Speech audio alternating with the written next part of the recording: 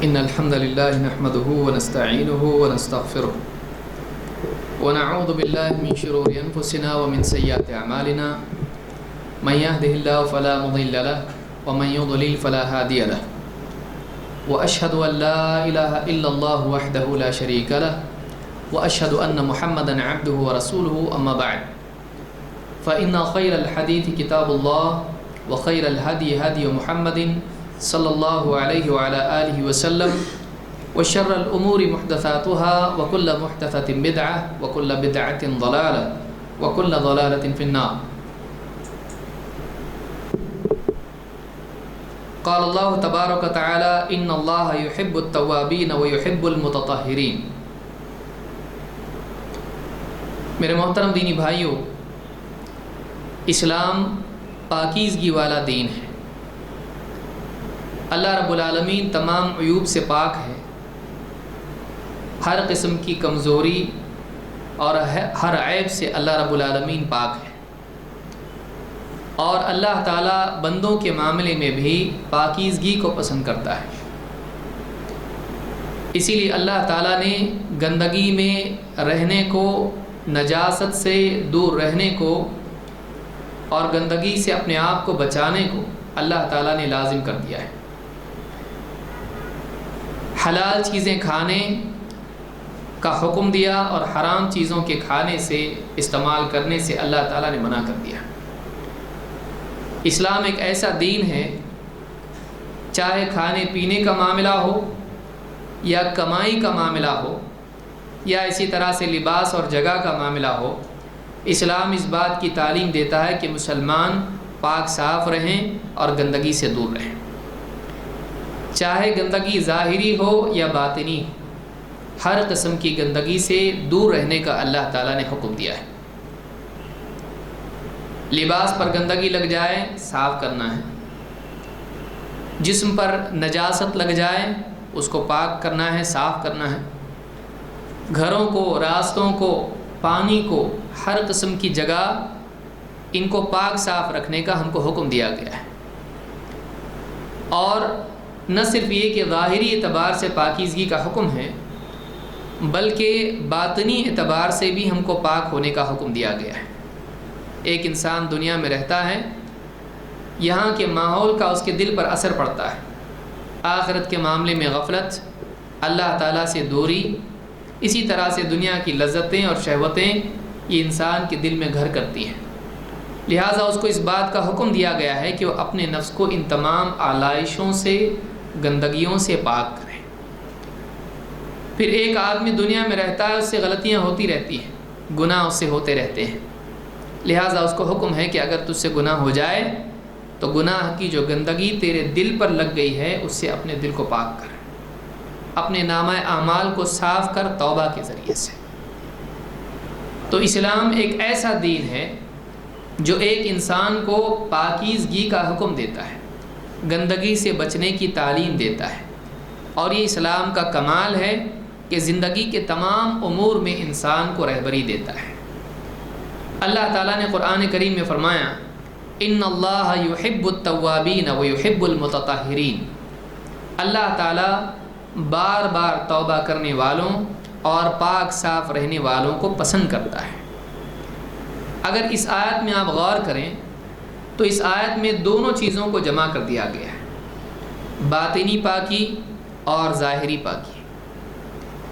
ایک انسان جب گناہ کرتا ہے تو اس کے دل پر دھبا لگ جاتا ہے، اس کی روح بگڑ جاتی ہے، اس کی روح پر غلط اثرات پڑتے ہیں۔ جب وہ توبہ کرتا ہے تو یہ گندگی جو گناہ کی گندگی تھی اس سے وہ اپنے آپ کو صاف کر لیتا ہے۔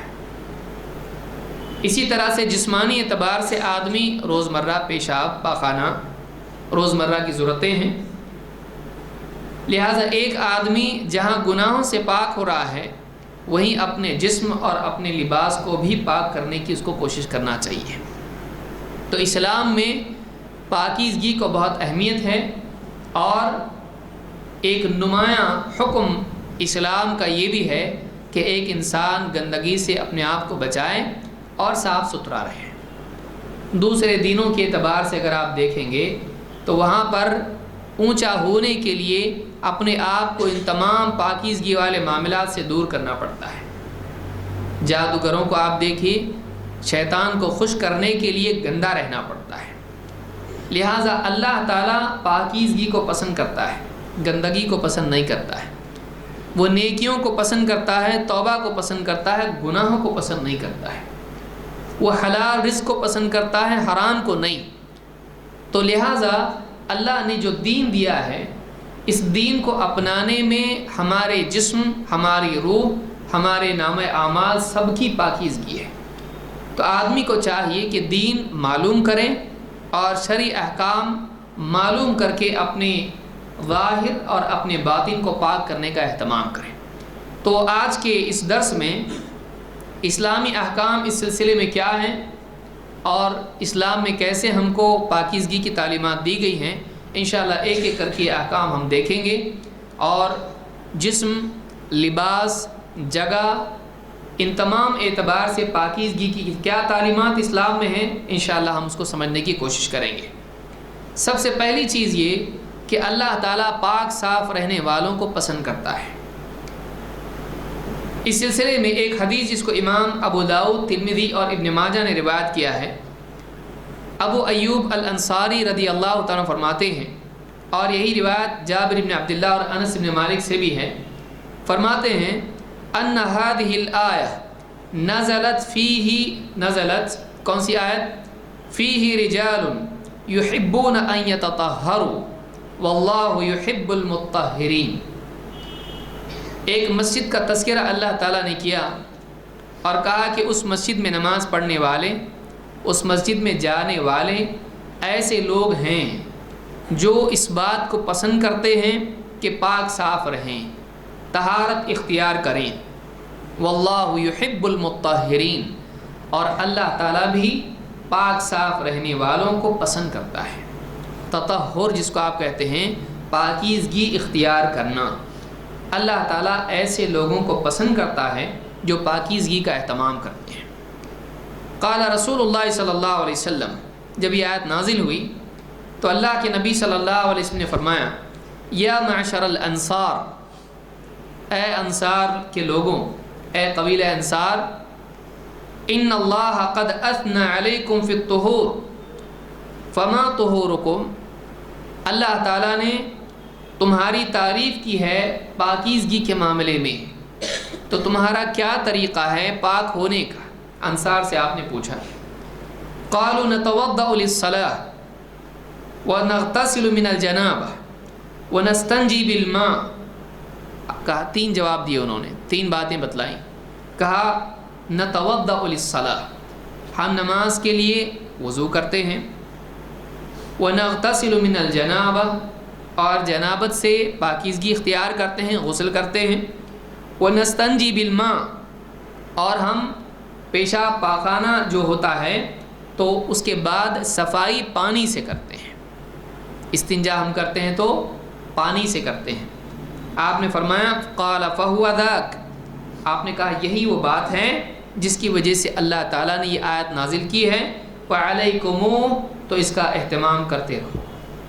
یعنی ایک انسان عبادت کے لیے وضو کا اہتمام کرے، وضو ٹوٹ جائے فوراً وضو کرے، اور جب نجاست اس کے جسم پر لگ جائے، پیشاب پاخانہ یا کسی اور ذریعے سے، پانی سے اس کی صفائی کرے، اور اسی طرح سے جنابت کی حالت ہو تو وہ برابر غسل کرے۔ یہ جو چیزیں ہیں، ان تین چیزوں کے بارے میں، ان تین چیزوں پر اللہ تعالیٰ نے آیت نازل کی اور کہا کہ اس مسجد میں جانے والے قباء کے لوگوں کے بارے میں آیت نازل ہوئی کہ ایسے لوگ ہیں جو پاکیزگی کو پسند کرتے ہیں، اور اللہ تعالیٰ خود پاک صاف رہنے والوں کو پسند کرتا ہے۔ تو اس حدیث سے یہ بات معلوم ہوتی ہے کہ اللہ تعالیٰ پاکیزگی کو پسند کرتا ہے، اور جو لوگ پاک صاف رہتے ہیں اللہ تعالیٰ ان کو بھی پسند کرتا ہے۔ اس سے بات معلوم ہوئی کہ استنجا پانی سے کرنا افضل ہے، اور یہ اللہ کو پسند ہے۔ لیکن بدقسمتی سے آج آپ دیکھیں گے مسلمانوں کا ایک بڑا طبقہ ایسا ہے جو سرے سے استنجا کرتا ہی نہیں ہے۔ پیشاب کر لیا، کہیں بھی کھڑے ہو کر دیوار پر پیشاب کر دیا اور اس کے بعد نہ ڈھیلا لینے کا اہتمام ہے نہ پانی کا، اور پھر اس کے بعد جب نماز کا وقت آتا ہے تو پھر آدمی کہتا ہے کہ میری طہارت نہیں ہے، تو یہ طہارت کا نہ ہونا اس کے دین کا بگاڑ ہے، اور اس کے ذریعے سے، اس کی وجہ سے، اس کی بنیاد پر کئی عبادات ضائع ہو جاتی ہیں۔ لیکن ایک آدمی اگر طہارت کا اہتمام کرے تو اس کے لیے اللہ کے قرب کے وسائل آسان ہو جاتے ہیں۔ نماز پڑھ سکتا ہے، وہ کبھی کسی کی وفات ہوئی جنازے میں شریک ہو سکتا ہے، اس کی نماز پڑھ سکتا ہے، ورنہ بعض اوقات آدمی پاک صاف نہیں ہونے کی وجہ سے، لباس بھی صاف نہیں ہے، جسم بھی پاک نہیں ہے، تو ایسا آدمی نمازوں کو بھی چھوڑنے والا بنتا ہے۔ تو اس حدیث سے بات معلوم ہوئی کہ پانی سے استنجا کرنا افضل ہے، اور اللہ تعالیٰ ایسے لوگوں کو پسند کرتا ہے جو استنجا میں پانی کا استعمال کرتے ہیں۔ آگے بڑھتے ہیں۔ پاکی اور پاکیزگی ظاہر و باطن دونوں کی ہونا چاہیے، اور عقیدے کی بھی پاکیزگی ہے، اور جسم کی بھی ہے، اور لباس کی بھی ہے۔ اللہ تعالیٰ قرآن کریم میں فرماتا ہے فَاجْتَنِبُوا الرِّجْسَ مِنَ الْأَوْثَانِ، اوثان وثن کی جمع ہے، اور وثن کے معنی ہوتے ہیں بت اور ایسی چیز جس کو پوجا جائے۔ اللہ تعالیٰ نے اس کو گندگی قرار دیا ہے کہ بتوں کی گندگی سے بچتے رہو۔ یعنی یہ کون سی گندگی ہے؟ یہ عقیدے کی گندگی ہے۔ بتوں کی گندگی کون سی ہے؟ ایک انسان بتوں پر اعتماد کرے، ان سے دعا کرے، ان کے آگے جھکے، ان سے نظر و نیاز کرے، یہ عقیدے کی گندگی ہے، اور اللہ تعالیٰ نے اس گندگی کو رجس قرار دیا ہے۔ اسی لیے آپ دیکھیں گے اللہ تعالیٰ نے شرک کرنے والوں کو نجس قرار دیا ہے۔ اللہ تعالیٰ فرماتا ہے انما المشرکون نجس، مشرکین نجس ہیں، ناپاک ہیں، لیکن یہ ناپاکی جسمانی نہیں ہے، یہ ناپاکی کون سی ہے؟ عقیدے کی ناپاکی ہے، کہ یہ نجاست والا عقیدہ ان کے دلوں میں ہے، نجاست والا عمل شرک ان کی زندگی میں، لہٰذا یہ نجاست اللہ کو سب سے زیادہ ناپسند ہے۔ تو ایک آدمی اپنے کپڑے تو صاف رکھے اور اپنے جسم کو بھی صاف رکھے، لیکن وہ آدمی اپنے دل میں شرک کی گندگی لیے پھرتا ہو، یہ پاکیزگی کیا کام کی؟ صرف جسم کو پاک رکھنا نہیں، بلکہ پہلی پاکیزگی جو سب سے اہم ہے وہ کون سی ہے؟ عقیدے کی۔ لہٰذا اللہ تعالیٰ نے بت پرستی کو، شرک کو نجس قرار دیا ہے، نجاست قرار دیا ہے۔ اللہ نے فرمایا فَاجْتَنِبُوا الرِّجْسَ مِنَ الْأَوْثَانِ، بتوں کی جو رجس، نجاست، گندگی ہے، اپنے آپ کو اس سے بچاؤ، اپنے آپ کو اس سے بچاؤ۔ تو ایک بات یہ بھی معلوم ہوئی کہ اسلام نہ صرف جسمانی بلکہ فکری اور عقیدے کی پاکیزگی کی بھی تعلیم دیتا ہے۔ ٹھیک ہے، آگے بڑھتے ہیں۔ پاکیزگی کا ایمان سے گہرا تعلق ہے، اسی لیے حدیث میں اللہ کے نبی صلی اللہ علیہ وسلم فرماتے ہیں الطہور شطر الایمان، الطہور شطر الایمان، پاکیزگی آدھا ایمان ہے۔ اس حدیث کو امام مسلم نے روایت کیا ہے۔ اس حدیث سے معلوم ہوتا ہے کہ پاکیزگی اور ایمان کا تعلق ہے۔ بعض روایتوں میں لفظ آیا ہے کہ الوضوء شطر الصلاۃ، الوضوء شطر الصلاۃ، وضو آدھی نماز ہے۔ تو یہاں پر معلوم ہوا کہ طہور سے مراد وضو ہے اور ایمان سے مراد نماز ہے، اس لیے کہ نماز ایمان کی نمائندہ ہے۔ نماز کیا ہے؟ ایمان کی نمائندہ۔ جس کی زندگی میں نماز نہیں، اس کی زندگی میں ایمان کہاں سے ہے؟ اس کا ایمان، وہ خود غور کرے کہ میرے پاس ایمان ہے کہ نہیں۔ میں اللہ کو اپنا رب مانتا ہوں، میں اللہ کو اپنا معبود مانتا ہوں، میں قیامت کے دن جواب دہی کا احساس رکھتا ہوں، اور میری زندگی میں سب سے پہلے پوچھے جانے والے عمل نماز ہی کا کوئی معاملہ نہیں، تو میرا ایمان کہاں ہے؟ اس کو اپنے ایمان پر غور کرنا چاہیے۔ اگرچہ بعض علماء نے نماز چھوڑنے پر کفر کا فتویٰ نہیں لگایا ہے، لیکن نماز کفر ہے۔ آدمی کافر چاہے نہ ہو، لیکن نماز کا چھوڑنا کفر ہے، اور اگر آدمی توبہ نہ کرے ایمان گھٹ جاتا ہے۔ اور بہت ممکن ہے کوئی دن ایسا آ جائے کہ کہ کسی ایسے گناہ میں واقع ہو جائے کہ ایمان ہی سلب ہو جائے۔ ہر گناہ ایمان کو کمزور کرتا ہے۔ تو یہاں پر الطہور شطر الایمان، پاکیزگی آدھا ایمان ہے۔ اس اعتبار سے بھی آپ دیکھیں گے کہ دین کی سب سے بنیادی چیز نماز، جس پر آدمی کے ایمان کا مدار ہے۔ شیطان کافر کیوں ہوا؟ اس نے سجدے کا انکار کیا۔ اللہ نے حکم دیا سجدہ کر، اللہ کی بات نہیں مانی۔ ایک سجدے کی وجہ سے، ایک سجدہ نہیں کرنے کی وجہ سے اللہ نے کہا سجدہ کر، لیکن سجدہ نہیں کیا۔ تو ایک اگر سجدے کا انکار کر دے تو آدمی کیا ہو جاتا ہے؟ کافر ہو جاتا ہے۔ تو نماز کا اور ایمان کا گہرا تعلق ہے، لہذا کہا گیا کہ الطہور شطر الایمان، پاکیزگی آدھا ایمان ہے۔ تو معلوم ہی ہوتا ہے کہ ایمان اور پاکیزگی میں تعلق ہے، اور دین کے بہت سارے اعمال ایسے ہیں کہ اگر طہارت نہیں تو کر سکتے آپ نہیں کر سکتے۔ گویا کہ دین میں طہارت کی بہت اہمیت ہے کہ ایک آدمی اگر نجاست میں ہے یا غسل کی حاجت ہے تو ایسا آدمی نماز نہیں پڑھ سکتا ہے۔ وہ آدمی حرم میں جا سکتا ہے، وہ آدمی مسجد میں جا سکتا ہے۔ آپ دیکھیے، تو بنیادی چیزیں ایسی ہیں دین کی جو آدمی بغیر طہارت کے نہیں کر سکتا ہے۔ اس کے لیے دین، پورا دین، اس کے لیے طہارت بہت ضروری ہے، پاکیزگی بہت ضروری ہے۔ اسی طرح سے آپ دیکھیں گے کہ وضو اور غسل، اس سلسلے میں وضو اگرچہ جسمانی صفائی کا ذریعہ ہے لیکن اس پر ثواب رکھا گیا ہے، لہٰذا معلوم یہ ہوا کہ اسلام اس بات کو پسند کرتا ہے کہ مسلمان پاک صاف رہے۔ طہارت مغفرت کا سبب ہے۔ اللہ کے رسول صلی اللہ علیہ وسلم کی ایک حدیث سے آپ فرماتے ہیں اذا توضأ العبد المؤمن فتمضمض خرجت الخطايا من فیہ، جب ایک مومن بندہ وضو کرتا ہے اور کلی کرتا ہے تو اس کی ساری خطائیں اس کے منہ سے نکل جاتی ہیں، جھڑ جاتی ہیں۔ فَإِذَا اسْتَنْثَرَ خَرَجَتِ الْخَطَايَا مِنْ أَنْفِهِ، اور جب وہ ناک جھاڑتا ہے، ناک سنکتا ہے تو ساری خطائیں اس کی ناک سے نکل جاتی ہیں۔ فَإِذَا غَسَلَ وَجْهَهُ، جب وہ اپنے چہرے کو دھوتا ہے، خَرَجَتِ الْخَطَايَا مِنْ وَجْهِهِ، اس کے سارے چہرے سے وہ سارے گناہ جھڑ جاتے ہیں۔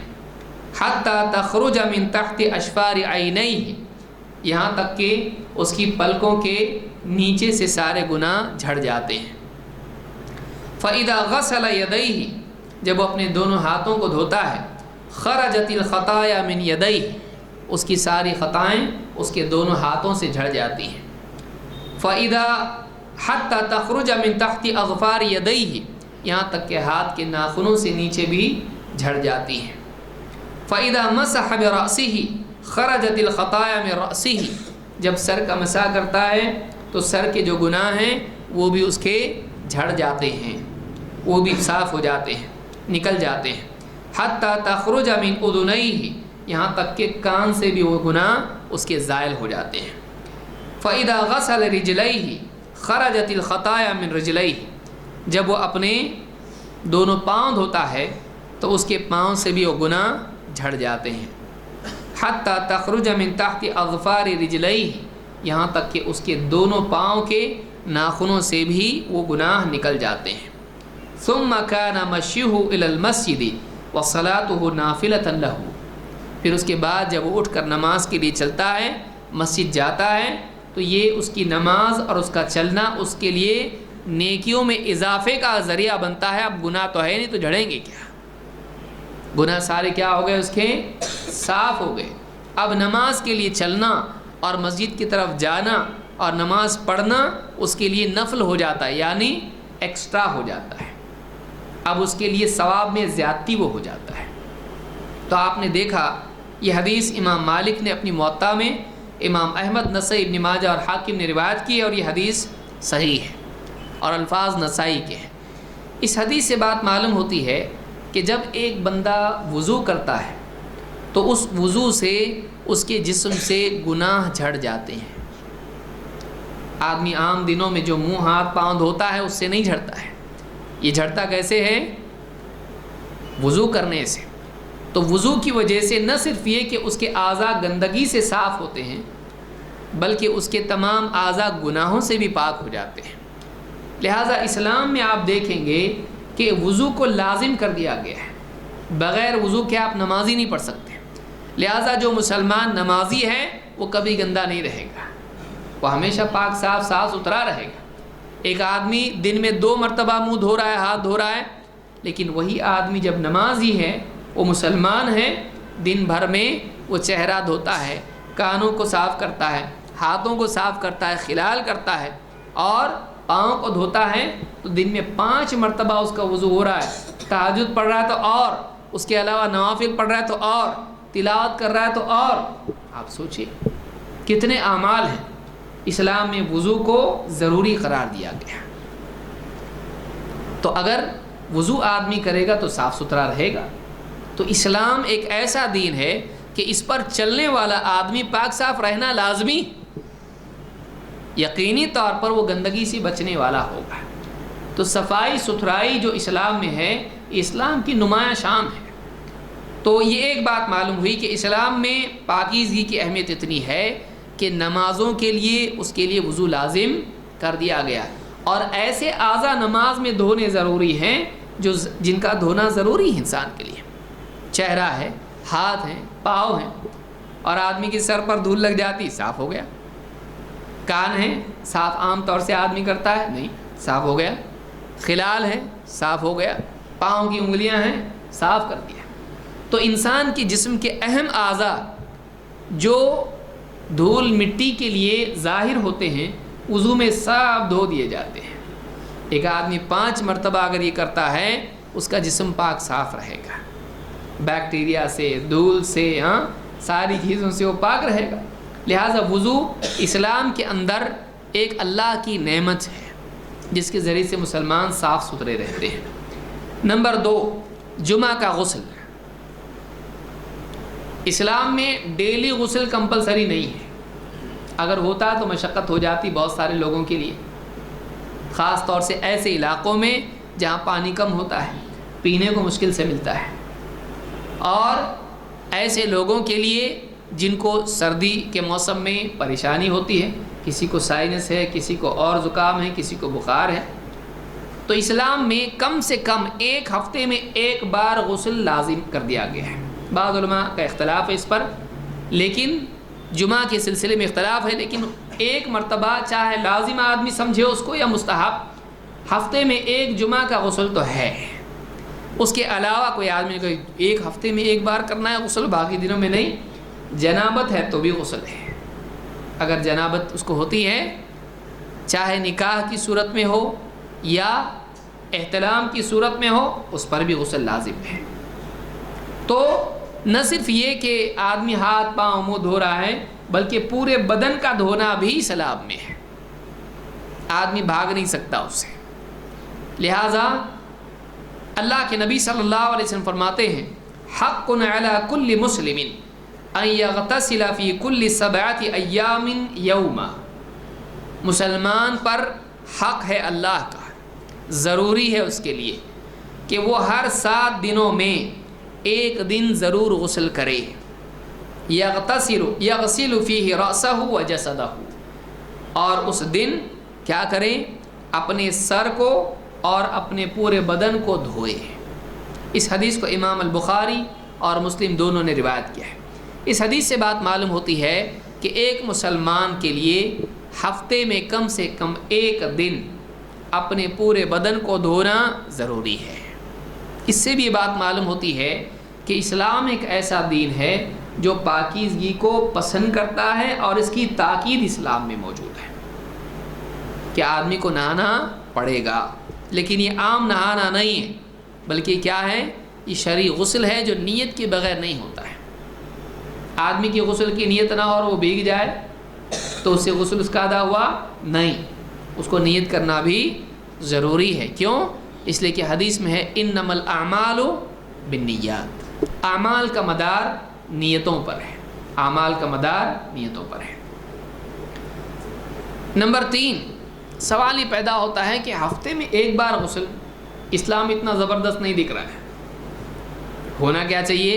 کچھ لوگ یہ کہیں گے ڈیلی غسل ہونا چاہیے، لیکن دیکھیے اسلام صرف بمبئی والوں کے لیے نہیں ہے، اسلام انٹارکٹیکا والوں کے لیے بھی ہے۔ تو اسلام میں اگرچہ ضروری بعض حالتوں میں غسل کیا گیا ہے، لیکن یہ نہیں کہ کمپلسری ڈیلی کرنا پڑے گا۔ اگرچہ گنجائش یہ ہے کہ ایک آدمی روزانہ غسل کرے تو بھی اچھی بات ہے، اور اگر ایک دن میں کئی بار غسل کرتا ہے تب بھی اس کے لیے ٹھیک ہے، کوئی مسئلہ نہیں۔ لیکن کہاں سے آیا یہ، اس کی دلیل کیا ہے، آئیے دیکھتے ہیں۔ ابو ہریرہ رضی اللہ عنہ فرماتے ہیں انہ سمع رسول اللہ صلی اللہ علیہ وسلم یقول، انہوں نے اللہ کے رسول صلی اللہ علیہ وسلم کو یہ فرماتے سنا، ارأیتم لو ان نہرا بباب احدکم یغتسل فیہ کل یوم 5 ما تقول، تمہارا کیا کہنا ہے، ایک آدمی اس کے دروازے ہی پر ایک نہر ہے، گھر کا دروازہ ہے اور گھر کے دروازے پر ایک نہر بہتی ہے، اور دن میں اس میں وہ 5 مرتبہ غسل کرتا ہے، اس کے بارے میں تمہارا کیا کہنا ہے؟ ذالک یبقی من درنہ، کیا اس کے بدن پر کچھ میل اور گندگی باقی رہے گی؟ قالوا لا یبقی من درنہ شیئا، لوگوں نے کہا کہ نہیں، یہ 5 مرتبہ اس میں غسل کرنا اس کے بدن پر کوئی بھی میل یا گندگی نہیں چھوڑے گا۔ آپ نے فرمایا فذالک مثل الصلوات الخمس یمحو اللہ بہ الخطایا، ایسی ہی مثال 5 نمازوں کی ہے، اللہ تعالیٰ ان 5 نمازوں کے ذریعے سے آدمی کے گناہوں کو، اس کی خطاؤں کو مٹا دیتا ہے۔ اس حدیث کو امام البخاری اور مسلم دونوں نے روایت کیا ہے۔ اس حدیث سے بات معلوم ہوئی کہ اللہ کے نبی صلی اللہ علیہ وسلم نے مثال دے کے کہا ایک آدمی دن میں 5 مرتبہ نہر میں غسل کرتا ہے، کیا وہ گندہ رہ سکتا ہے؟ کیا اس کے جسم پر گندگی رہے گی؟ نہیں۔ تو معلوم یہ ہوا کہ ایک آدمی اگر دن میں 5 بار بھی نہاتا ہے تو یہ غلط نہیں ہے، کیونکہ اللہ کے نبی صلی اللہ علیہ وسلم نے پاک صاف رہنے کے اعتبار سے اس کو مثال کے طور پر بیان کیا۔ تو جو چیز غلط ہے اس کی مثال آپ صلی اللہ علیہ وسلم دیں گے نہیں۔ تو بمبئی جیسے شہروں میں، کلکتہ جیسے شہروں میں دھول اور مٹی اور گندگی اور ہیومیڈیٹی کی وجہ سے بعض اوقات آدمی کو ایک نہیں دن میں 2 بار غسل کرنا پڑتا ہے۔ صبح نکلتے وقت میں بھی وہ نہا کے نکلتا ہے، اور جب دن بھر میں گھوم پھر کے آتا ہے، ڈرائیونگ کر رہا ہے، کچھ اور راستے پہ کچھ بیچ رہا ہے، ٹھیلا لگایا ہے، وہ گھر پہ آنے کے بعد پھر نہاتا ہے۔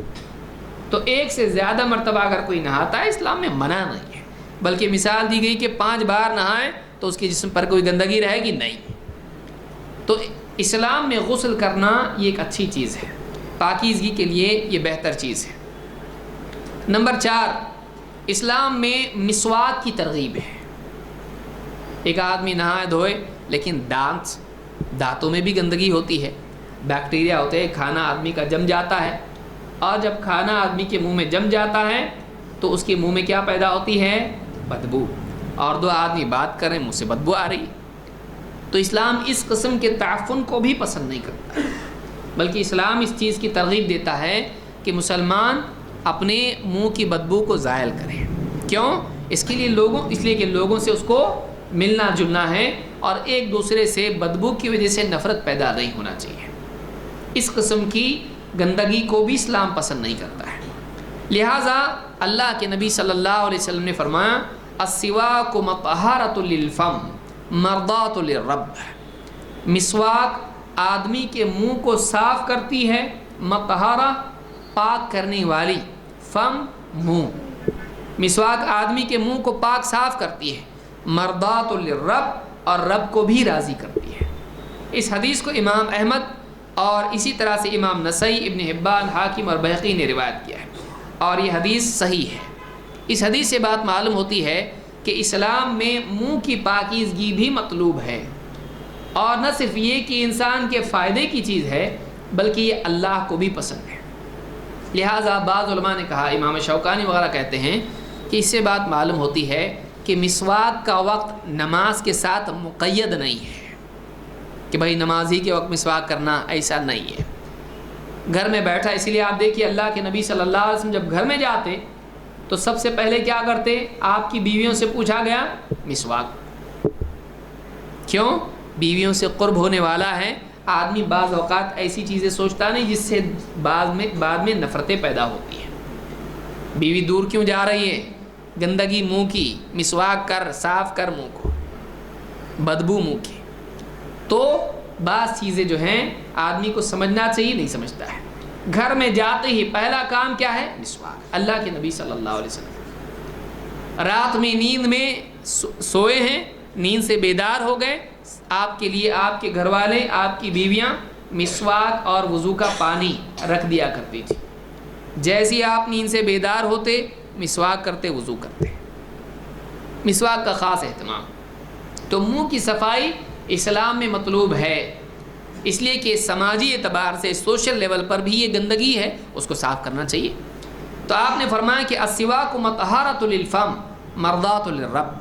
امام شوکانی کہتے ہیں کہ دن بھر میں آدمی جب بھی مسواک کرے گا اس کے ذریعے سے اللہ تعالیٰ اس سے راضی ہوگا، اس لیے کہ کوئی وقت اس کا بتایا گیا نہیں. اسی طرح سے حدیث میں آپ دیکھیں گے اللہ کے نبی صلی اللہ علیہ وسلم نے فرمایا تمہارے جو منہ ہیں، ان افواہکم طرق القرآن، تمہارے جو افواہ، تمہارے جو منہ ہیں، طرق القرآن، یہ قرآن کے راستے ہیں. فطیبوا افواہکم بالسواک، تو اپنے منہ کو مسواک سے پاک صاف کیا کرو. یعنی تم اللہ کا کلام پڑھ رہے ہو، تم اس منہ سے اللہ کے قرآن کو پڑھ رہے ہو تو اس کو پاک صاف کرو. تو آدمی کو قرآن پڑھنے کے لیے بھی مسواک کرنا بہتر چیز ہے، لازم نہیں ہے، بہتر چیز ہے.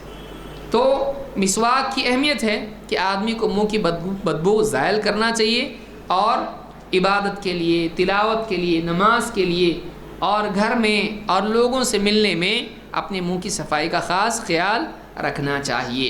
تو اسلام دیکھیے کتنا پاکیزگی والا دین ہے کہ جس نے منہ کی طہارت کا بھی اہتمام بتلایا. آج سالوں کے بعد، کئی صدیوں کے بعد ٹوتھ برش آئے ہیں، بہت دیر سے سمجھا. اور آج لوگ کرتے ہیں، کیوں بھائی؟ پرانے زمانے میں نہیں ہوتا تھا، لیکن بعد کے زمانے میں لوگ ٹوتھ برش بن گئے ہیں، اور اس کے لیے خریدنا پڑتا ہے، ٹوتھ پیسٹ لینا پڑتا ہے، جس سے آپ دیکھیے برش اور پیسٹ، برش کے ذریعے سے اتنا زیادہ گھسا جاتا ہے کہ دانتوں کے اوپر کی پرت خراب ہو جاتی ہے. اس کے لیے اگر آدمی سخت برش استعمال کرتا ہے اس میں نقصان ہے. کیوں؟ اس لیے کہ گھستے گھستے گھستے آپ کی دیوار کا پورا چونا نکل جاتا ہے. تو ایسی جو دانت آپ کے ہیں اس کے اوپر کی جو پرت ہے جو اس کی حفاظت کرتی ہے وہ نکل جاتی ہے. اور پیسٹ میں ایسے چمکانے والے آئٹم ہوتے ہیں، ایسے انگریڈینٹ ہوتے ہیں جس سے دانتوں کا جو انامل یا جو بھی اس کی پرت ہوتی ہے وہ بھی خراب ہوتی ہے. بعد میں جا کے معلوم پڑتا ہے کہ یہ اچھا نہیں تھا. لیکن آپ دیکھیں گے مسواک سے صاف تو منہ ہو جاتا ہے لیکن کچھ نقصان نہیں ہوتا. کیوں؟ اس لیے کہ اس کے دھاگے اتنے نرم ہوتے ہیں کہ وہ اس کو دانتوں کو نقصان نہیں پہنچاتے، مسوڑوں کو بھی نقصان نہیں پہنچاتے. بعد میں لوگوں کو معلوم ہوا کہ بھئی مسوڑوں کو نقصان ہو رہا ہے برش سے، تو سائیڈ کا نرم اور بیچ کا سخت لیجئے. پہلے نہیں سمجھا، بعد میں سمجھ گیا. مسواک میں ایسا کوئی ٹینشن نہیں ہے. میں نہیں کہہ رہا ہوں کہ آپ ٹوتھ برش استعمال مت کرو، کوئی کمپنی بند ہو جائے، میں نہیں کہہ رہا ہوں، لیکن آپ مسواک کو بالمقابل رکھیے اس کے. تو مسواک میں نقصان دانتوں کے لیے نہیں ہے. اگرچہ اتنی ساری ٹیکنالوجی کے بعد بھی برش استعمال کرتے ہیں اور پیسٹ استعمال کرتے ہیں، بعد میں جا کے اس سے بھی نقصانات سامنے آتے ہیں. اس کے اندر ایسے کیمیکلز ہوتے ہیں جس سے نقصان بھی ہوتا ہے. تو بعض کیمیکلز ایسے ہیں جو بچوں کے لیے منع ہے، بعض ٹوتھ پیسٹ میں ایسے کیمیکل ہوتے ہیں جو بچوں کے لیے منع ہے، ان کے لیے نقصان دینے والے ہیں. تو مسواک اور منہ کی صفائی بھی اسلام میں ایک مطلوب چیز ہے. اسی طرح سے وضو میں داڑھی کا خلال بھی رکھا گیا ہے جو کہ سنت ہے. اس سے بات معلوم ہوتی ہے کہ اتنی باریکی سے ہم کو بتایا گیا ہے کہ اس کی بھی صفائی ہونا چاہیے. چلنے پھرنے میں دھول مٹی یہاں جمع ہو جاتی ہے، بیکٹیریا جمع ہو جاتے ہیں، اس کی بھی صفائی ضروری ہے. نہ صرف چہرہ دھونا ہے بلکہ اسی کے ساتھ ساتھ پانی لے کر، یہاں تک پانی نہیں جاتا ہے تو اس کا خلال بھی ہم کو سکھایا گیا ہے. عثمان ابن عفان رضی اللہ تعالیٰ کہتے ہیں ان النبی صلی اللہ علیہ وسلم کان یخلل لحیتہ، اللہ کے نبی صلی اللہ علیہ وسلم اپنی داڑھی کا خلال کیا کرتے تھے، یعنی وضو میں پانی لے کر اس طرح سے ٹھوڑی کو گیلا کر دیتے، یہاں پانی لگاتے اور پھر اس کے بعد یہاں کے جو بال ہیں اس میں خلال کرتے ہیں، اس سے داڑھی صاف ہو جاتی ہے، گویا کہ دھل جاتی ہے۔ تو یہ بھی اسلام میں ہے جو کہ پاکیزگی کو ثابت کرتا ہے، ظاہر کرتا ہے۔ یہ حدیث ترمذی اور ابن ماجہ کی ہے اور صحیح حدیث ہے۔ اسلام میں بدن کو بھی پاک رکھنے کا حکم دیا گیا ہے۔ اب یہ تو آپ نے دیکھا کہ یہ عبادتی اعتبار سے پاکیزگی کو شامل کر دیا گیا ہے اور اس کی فضیلت رکھ دی گئی، وضو سے گناہ صاف ہوں گے، اور اسی طرح سے وضو میں خلال داڑھی کا کیا جائے گا، اسی طرح سے مسواک خود ثواب کی چیز بن گئی، اللہ کی رضا کی چیز بن گئی، اور نماز کے ساتھ اس کو جوڑ دیا گیا۔ اب جسمانی اعتبار سے پاکیزگی کو ہم دیکھتے ہیں۔ اللہ کے رسول صلی اللہ علیہ وسلم فرماتے ہیں طہروا هذه الاجساد طہرکم اللہ، اپنے بدن کو پاک رکھا کرو، اللہ تم کو پاکیزگی نصیب کرے۔ دعا کے طور پر کہا طہرکم اللہ، اللہ تم کو پاک کرے، اپنے بدنوں کو پاک رکھا کرو۔ فإنه ليس عبد يبيت طاهرا الا بات معه ملك في شعاره، اس لیے کہ جو بھی بندہ رات کو پاک صاف سوتا ہے، طاہراً وضو کر کے سوتا ہے، تو فرشتہ اس کے بالکل بستر میں، اس کے لباس میں اتنے قریب اس کے ساتھ ہوتا ہے۔ لا ينقلب ساعة من الليل الا قال اللهم اغفر لعبدك فإنه بات طاهرا، رات میں جب بھی وہ کروٹ لیتا ہے وہ فرشتہ اللہ تعالیٰ سے کہتا ہے اے اللہ اپنے بندے کی مغفرت کر، اس لیے کہ یہ باوضو سویا ہے۔ یعنی اسلام میں نمازوں کے لیے وضو تو ہے، لیکن ایک آدمی سو رہا ہے، آفس سے آیا، کہیں سے آیا، ہو گیا سب کچھ، اب بستر پہ جانے والا ہے، وضو کر کے اپنے آپ کو پھر سے پاک صاف کر لے اور پھر اس کے بعد جا کے آدمی سو جائے۔ جب آدمی باوضو سوتا ہے تو جیسے اندر کا لباس ہوتا ہے، شعار، یہ جو اندر کا لباس ہوتا ہے اس کو کہتے ہیں، فرشتہ اتنا قریب اس کے ہوتا ہے۔ فرشتہ گندگی کے پاس جاتا ہے؟ باوضو آدمی سویا ہے تو فرشتہ اس کے قریب ہوتا ہے، فرشتوں کو بدبو بھی پسند نہیں ہے۔ اسی لیے آپ دیکھیں گے حدیث میں کیا آیا ہے، ہاں پیاز لہسن کھا کے آدمی مسجد میں نہ آئے، کیوں؟ اس لیے کہ جس چیز سے لوگوں کو تکلیف ہوتی ہے فرشتوں کو بھی تکلیف ہوتی ہے، بدبو نہیں پسند ان کو۔ اب یہ جب باوضو سوتا ہے تو فرشتہ اتنا قریب اس کے ہوتا ہے جیسے کہ آدمی کا اندر کا لباس ہوتا ہے، اور رات میں جب بھی یہ کروٹ لیتا ہے تو رات بھر فرشتہ اس کے لیے اللہ سے دعا کرتا ہے، کیا؟ اللہم اغفر لعبدک، اے اللہ اپنے اس بندے کی مغفرت کر دے۔ کیوں؟ وجہ کیا ہے؟ فإنہ بات طاہرا، اس لیے کہ یہ باوضو سویا ہے۔ تو باوضو سونے کی فضیلت کیا ہے؟ رات بھر کروٹوں پر آپ کو فرشتے کی دعا نصیب ہوتی ہے۔ کام کتنے منٹ کا ہے؟ مشکل سے 3 منٹ، مشکل سے 3 سے 5، بہت زیادہ وضو کرنے والا ہے 5 منٹ، لیکن 5 منٹ کے کام سے رات میں سو رہا ہے، مان لیجئے 12 بجے سویا، 5 بجے اٹھا، 5 گھنٹے، اور کہاں 5 منٹ، 5 منٹ کے کام پر 5 گھنٹے تک فرشتہ ہر کروٹ پر اس کے لیے دعا کرتا ہے، اے اللہ اپنے بندے کی مغفرت کرتے، اے اللہ اپنے بندے کی مغفرت کرتے۔ کتنی بڑی بات ہے۔ تو اسلام میں یہاں پر حدیث ہم کو بتلا رہی، آپ نے کیا فرمایا؟ طہروا هذه الاجساد طہرکم اللہ، اپنے جسم کو پاک صاف رکھو، اللہ تم کو پاک کرے۔ تو اس سے نبی صلی اللہ علیہ وسلم کا حکم معلوم ہوتا ہے کہ آدمی کو چاہیے کہ اپنے بدن کو پاک رکھے، گندگی سے پاک رکھے۔ اس حدیث کو امام الطبرانی نے الکبیر میں روایت کیا ہے۔ نمبر 2، سنن فطرت۔ اسلام میں پاکیزگی کے تعلق سے کئی احکام ہیں کہ گندگی کو صاف کر دیا جائے جسم سے۔ آئیے دیکھتے ہیں کیسے۔ اللہ کے نبی صلی اللہ علیہ وسلم فرماتے ہیں الفطرت 5، فطرت 5 چیزیں ہیں، الختان والاستحداد وقص الشارب وتقلیم الاظفار و ندف الآبات 5 چیزیں ہیں جو سنن فطرت میں سے ہے۔ فطرت کا کیا مطلب؟ اللہ تعالیٰ نے انسان کی فطرت میں رکھا ہے، نبیوں کی سنت ہے کہ آدمی ان چیزوں سے اپنے کو پاک کرے۔ ان چیزوں کو اگر آدمی پاک نہیں کرتا ہے، صاف نہیں کرتا ہے، تو وہ فطرت پر نہیں ہے، وہ خلاف فطرت کام کر رہا ہے۔ تو یہ چیزیں فطرت ہے کا مطلب یہ ہے کہ اپنے آپ کو ان چیزوں سے پاک صاف کرنا، یہ آدمی کے لیے کیا ہے؟ نبیوں کے طریقے پر ہے، اور وہ اللہ تعالیٰ کی اس فطرت پر ہے جس پر اللہ چاہتا ہے کہ بندے ہوں۔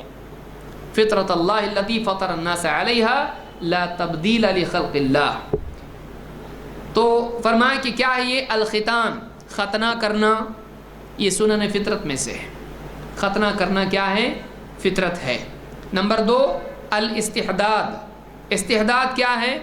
ناف کے نیچے جو بال اگتے ہیں ان کو صاف کر دیا جائے، ان کو مونڈ دیا جائے۔ اور اسی طرح سے قص الشارب، مونچھیں ان کو کترا جائے، مونچھوں کو کترا جائے۔ وتقلیم الاظفار، ناخن کاٹے جائیں۔ ونتف الآبات، اور بغل سے بال اکھیڑ دیے جائیں۔ آپ دیکھیے تمام چیزوں میں آج بہت سے لوگ کوتاہی کرتے ہیں۔ الختان، ختنہ تو عموماً بچے کی ہو جاتی ہے، مسلمان بچوں کی عام طور سے ختنہ ہو جاتی ہے۔ ختنہ پہلے بہت عجیب لوگ سمجھتے تھے اس کو، لیکن آج اس دور میں آ کے لوگوں کو معلوم ہوا کہ یہ بہت ضروری ہے، اور اس سے انسان پیشاب کے قطرے اندر نہیں رہتے ہیں بلکہ صاف آدمی جو ہے پاک صاف ہو جاتا ہے، اور اسی کے نتیجے میں گندگی اندر جلد میں جمع نہیں ہوتی ہے، کھال میں، اور اس کے نتیجے میں مسلمان عورتوں کو ووم کینسر سب سے کم ہوتا ہے۔ اس کی وجہ ایک کیا ہے؟ ووم کینسر یعنی پیٹ کی جو تھیلی بچے دانی ہوتی ہے، اس کا کینسر بہت نہیں کے برابر مسلمان عورتوں کو ہوتا ہے، اور اس کی سب سے بڑی وجہ کیا ہے؟ مسلمان مرد ختنہ کرتے ہیں۔ تو جب بیوی اور شوہر قریب آتے ہیں تو اس طرح کی گندگی عورت کے لیے ٹرانسفر نہیں ہوتی ہے۔ دیکھیے کہاں ختنہ اور کہاں یہ۔ تو یہ اللہ کا دین ہے، اور صفائی بہت آسان ہوتی ہے، گندگی آدمی کی جلد میں جمع نہیں ہوتی ہے۔ تو ختنہ بہت سے لوگ مسلمانوں کا مذاق اڑاتے تھے، کیا ختنہ ہے، ناقص بنا دیتے مسلمانوں کو، لیکن وہ ناقص نہیں بنا رہے ہیں، وہ پاک صاف کر رہے ہیں۔ بعض لوگوں کے ذہن میں بات آتی کہ جب وہ چیز نہیں ہونا چاہیے تو پیدا کرنے والے نے کیوں پیدا کیا؟ اسی لیے پیدا کیا کہ تم اس کو صاف کرو بھائی۔ اللہ تعالیٰ نے انسان کو پیشاب پاخانہ بھی تو دیا ہے، تو کیا کرے گا؟ اللہ نے دیا اس لیے صاف نہیں کرے گا؟ صاف کرنا پڑے گا۔ ناک میں سے بھی تو کچھ نکلتا ہے، رہنے دو، کیا کریں گے؟ صاف نہیں کریں گے۔ تو فطرت کا یہ مطلب نہیں ہے کہ آدمی جیسا اللہ نے بنایا ویسے ہی رہے، بلکہ فطرت کا مطلب یہ ہے کہ اللہ نے جیسا بننے کے لیے کہا ہے ویسا بنے۔ سمجھ میں آئی بات؟ بچہ جب پیدا ہوتا ہے تو کہ ویسے ہی رکھتے ہیں اس کو، صاف کرتے کہ نہیں کرتے؟ تو صفائی ہوتی ہے اس کی، گندگی اس کی صاف کی جاتی ہے۔ تو نمبر 1 ختنہ ہے۔ نمبر 2 استحداد، زیر ناف جو بال ہوتے ہیں ان کو صاف کیا جائے۔ بہت سے لوگ اس میں کوتاہی کرتے ہیں، کئی دن نکل جاتے ہیں، صفائی نہیں ہوتی ہے۔ 40 دن کے اندر وہ صاف ہو جانا چاہیے۔ تو دیکھیے اسلام نے یہاں تک کہ ہم کو سکھایا ہے۔ پھر قص الشارب، مونچھوں کو کترنا، مونچھیں کم ہو، کیوں؟ اس لیے کہ آپ کی چائے آپ کے پانی میں وہ شریک ہوں گی، وہ نہیں ہونا چاہیے، اس میں بیکٹیریا ہو سکتا ہے، آدمی سانس لیتا رہتا ہے تو یہاں پر بیکٹیریا جمع ہوتے ہیں۔ اب وہ آپ کے کھانے میں شریک ہو، اب کتنے لوگ ہیں آپ دیکھیے، کوئی تپسیا کر رہا ہے، مونچھ پوری، ہاں ہونٹ کہاں ہے ذرا دیکھنا پڑے گا، فیشن ہے، فلانا فلم سٹار ہے، فیشن ہے، کیا ہے، ایک دم اتنی بڑی مونچھ۔ تو یہ صحیح نہیں ہے۔ اسلام صفائی سکھاتا ہے، مونچھیں رکھیے، پورا موڑنا بھی صحیح نہیں ہے، لیکن اتنا کہ آدمی جو ہے پورا منہ ہی چھپ جا رہا اس کا، یہ کون سا فیشن ہے؟ تو یہ صحیح نہیں ہے، اس کو کتروانا چاہیے، اس کو بالکل چھیل نہیں دینا چاہیے، موڑنا نہیں چاہیے اس کو اس طرح سے، بلکہ کیا کرنا چاہیے؟ اس کو کم کرنا چاہیے۔ اور وہ تقلیم الاظفار، ناخنوں کو کاٹنا، ناخن تراشنا۔ عورتوں میں یہ بیماری ہے کہ چیل کوے کی طرح، خوبصورتی اس کو مانا جاتا ہے، خوبصورتی نہیں ہے، یہ جائز نہیں ہے، یہ جائز نہیں ہے کہ اتنے بڑے ناخن کیے جائیں۔ یہ کون سا فیشن ہے بھائی کہ انسان جانوروں جیسا ہو جائے، وہ بالکل خونخوار جانور کی طرح ہو جائے، گندگی اندر کتنی یہ کون سا فیشن ہے؟ مطلب کیا ہی ہے؟ کھانے پینے میں آدمی کیسے کھائے گا؟ صفائی ہے نہیں ہے۔ ناخنوں کو جو ہے اتنا بڑھانا کہ بالکل نکیلے جانور کی طرح ہو جائیں، یہ بلی اور چیتا اور شیر اور بھیڑیے کی طرح ناخن ہو جائیں، بالکل نہیں ہونا چاہیے۔ اسلام میں ہے کہ 40 دن کے اندر ناخن قطر دینے چاہیے، بلکہ ہفتے میں کم سے کم ایک بار آدمی ناخن قطرے، اگرچہ لازم نہیں لیکن 40 دن کے اندر ضروری ہے، اس کے بعد گنہگار ہوگا۔ اب عورتیں جو ہے لمبے ناخن رکھتی ہیں فیشن کے طور پر، حرام ہے، جائز نہیں ہے۔ پھر نتف الآبات، بغل کے بال اکھیڑنا، تو یہ بھی جگہ ہے جو عام طور سے آدمی اس طرف دھیان نہیں دیتا ہے، اور اندر جراثیم اور گندگی جمع ہوتی ہے۔ آدمی کو غسل میں بھی اس کو صفائی کا اہتمام کرنا چاہیے، اور یہاں کے جو بال ہیں ان کو بھی اکھیڑنا چاہیے، اس کو بھی صاف کرنا چاہیے۔ تو اس طرح کہ آپ دیکھیں گے کہ سر سے لے کے پاؤں تک پاکیزگی کی تعلیم اسلام میں دی گئی ہے۔ یہ بخاری اور مسلم کی حدیث تھی۔ اور ایک حدیث اس باب میں آئی ہے، آپ نے فرمایا 10 من الفطرہ، 10 چیزیں ہیں جو فطرت میں سے ہیں۔ کیا ہے وہ؟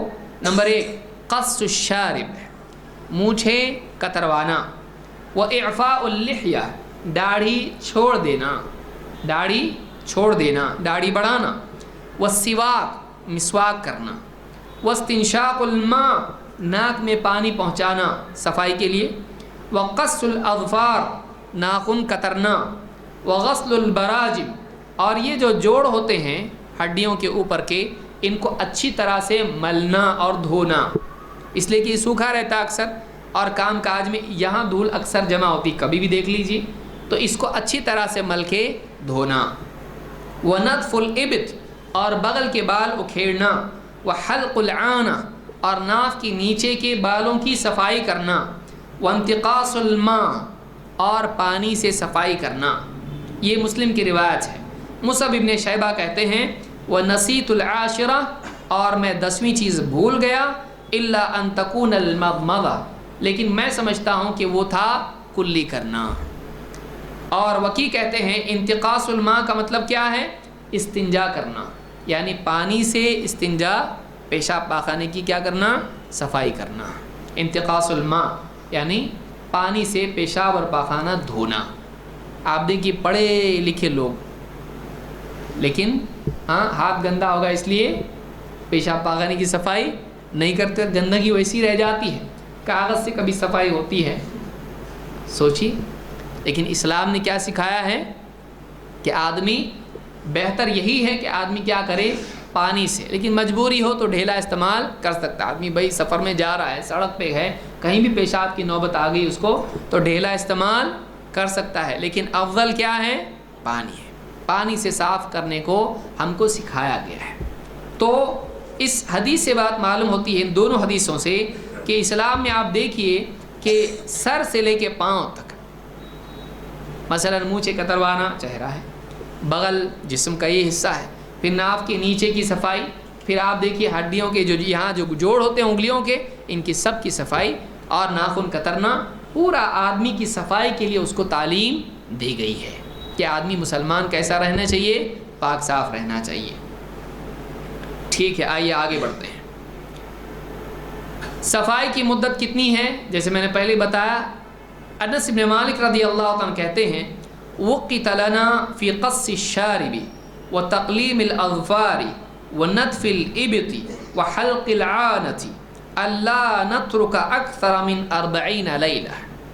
اللہ کے نبی صلی اللہ علیہ وسلم نے ناخن کترنے، مونچھیں کترنے، ناخن کترنے، بغل کے بال اکھیڑنے اور زیر ناف بالوں کی صفائی کے لیے ہمارے لیے مدت طے کی۔ کیا؟ اللہ نترک اکثر من 40 لیلہ، 40 راتوں سے زیادہ ہم حد پار نہ کریں۔ یعنی ان تمام چیزوں کی حد کتنی ہے؟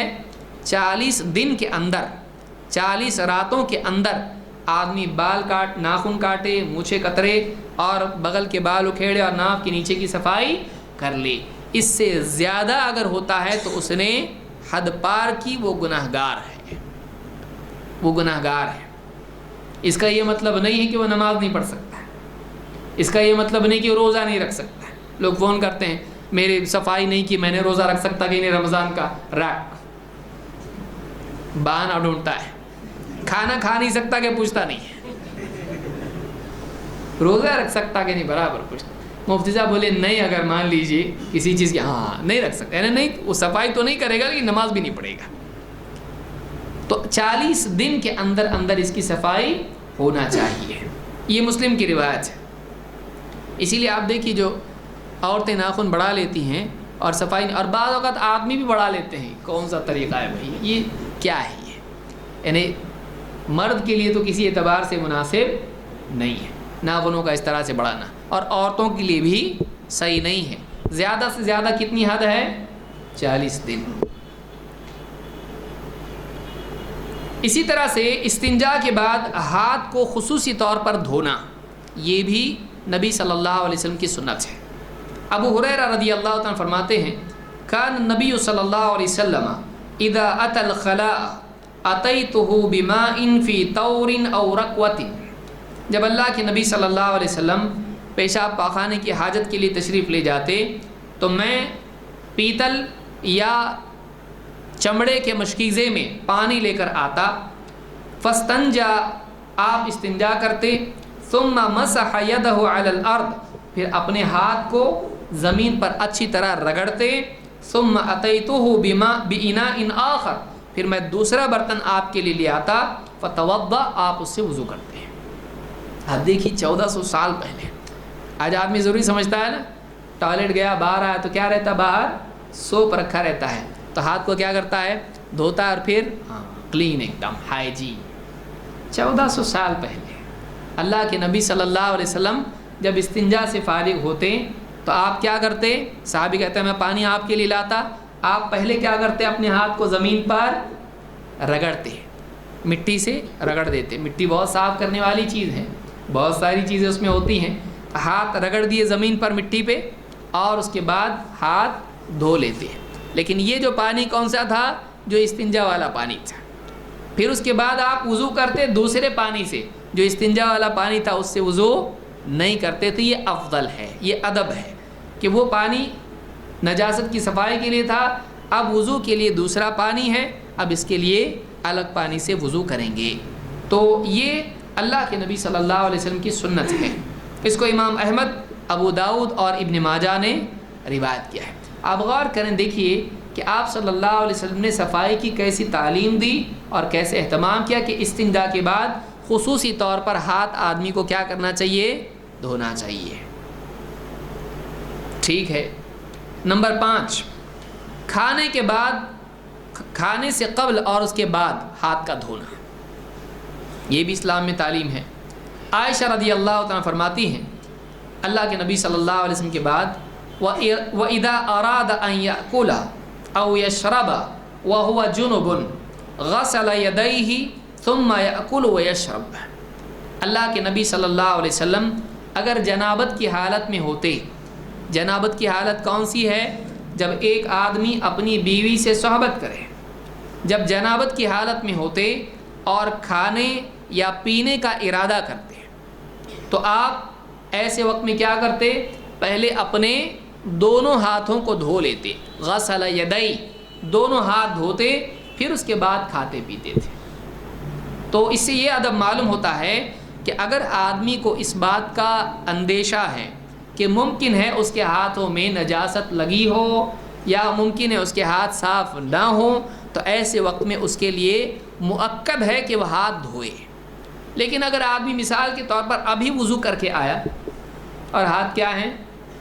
وضو کیا ہے اس نے، لیکن نہیں، اگر اس کو کھانا ہے تو پھر جا کے کیا کر رہا ہے؟ تو اس طرح کا کوئی تقدس والا عمل نہیں ہے ہاتھوں کو دھونا، آدمی ویسے ہی کھا سکتا ہے۔ کیوں؟ ابھی تو وضو کیا ہے اس نے، اس کے ہاتھوں میں کوئی گندگی لگی ہے نہیں۔ لیکن اگر آدمی کو لگتا ہے کہ ہاتھوں میں نجاست لگی ہوگی، دھول مٹی لگی ہوگی، تو ایسے وقت میں ہاتھوں کو کیا کر لے آدمی، دھوئے اور اس کے بعد کھائے پیے۔ اللہ کے نبی صلی اللہ علیہ وسلم نے ایک زمانہ پہلے ہم کو یہ سکھایا ہے۔ اس سے آج بھی آپ دیکھیے بچے کھیل کے آتے ہیں، ماں کیا بولتی ہے، ہاتھ دو، اس کے بعد کھائیں گے، اس کے بعد پانی پئیں گے۔ لیکن ہمارے نبی نے ہم کو کب سکھایا؟ یہ آج سے 1400 سال پہلے، کہ اگر آدمی کوئی اندیشہ ہے کہ ہاتھ میں نجاست یا ایسی چیز لگی ہوئی جس سے ضرر ہے، آدمی کو ہاتھ دھونا چاہیے۔ اللہ کے نبی صلی اللہ علیہ وسلم نے کھانے کے بعد بھی ہاتھ دھونے کی تلقین کی ہے۔ کب؟ جب ہاتھ میں ایسی چیز لگی ہو جس سے ضرر ہو سکتا ہے۔ آپ نے فرمایا من نام وفی یدہ غمر ولم یغسلہ فاصابہ شیء فلا یلومن الا نفسہ، جو آدمی سو جائے اور اس کے ہاتھ میں چکنائی لگی رہے اور اس نے اس کو دھویا نہ تھا، فاصابہ شیء، پھر اگر کوئی تکلیف اس کو پہنچ جائے، فلا یلومن الا نفسہ، تو وہ اپنے آپ ہی کو ملامت کرے، غلطی اسی کی ہے۔ یعنی ہاتھ میں اگر چکناہٹ ہے اور سو گیا اور چوہا آیا، اس نے دیکھا ماشاءاللہ اور کاٹ لیا اس کو، ہو سکتا ہے کہ نہیں ہو سکتا ہے؟ ہو سکتا ہے۔ مٹھائی کھایا، ہاں ہاتھ میں میٹھا لگا ہوا ہے، دیکھا تو ساری چوٹیاں لگی ہوئی ہیں۔ تو اگر ایک آدمی ہاتھ کھانا کھاتا ہے اور اس کے بعد ہاتھ میں چکنائی لگی رہتی ہے تو اس کو ویسے ہی نہیں سونا چاہیے، بلکہ کیا کرنا چاہیے؟ ہاتھ دھو کر اس کے بعد سونا چاہیے۔ اور اگر اس میں کوئی تکلیف اس کو ہو جائے تو آپ نے فرمایا غلطی اس کی ہے، وہ اپنے آپ ہی کو ملامت کریں۔ چوہے کی غلطی بول سکتا ہے؟ نہیں، اس کو تو جو دکھے گا اللہ نے ویسی پیدا کیا ہے، اس کو چونٹیاں اللہ نے ان کو ویسی پیدا کیا ہے، تو غلطی اس کی ہے کہ وہ اپنی حفاظتی اقدامات کر لیتا، اپنی سیفٹی، اپنی حفاظت کے لیے اپنے ہاتھ کو اچھے سے دھو لیتا ہے۔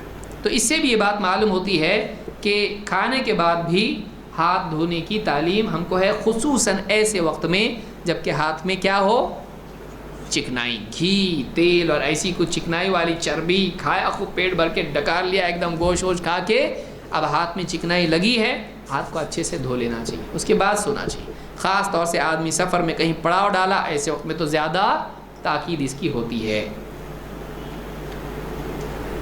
اسی طرح سے چھینک کے وقت بھی ہم کو تعلیم دی گئی کہ ہم احتیاط کریں۔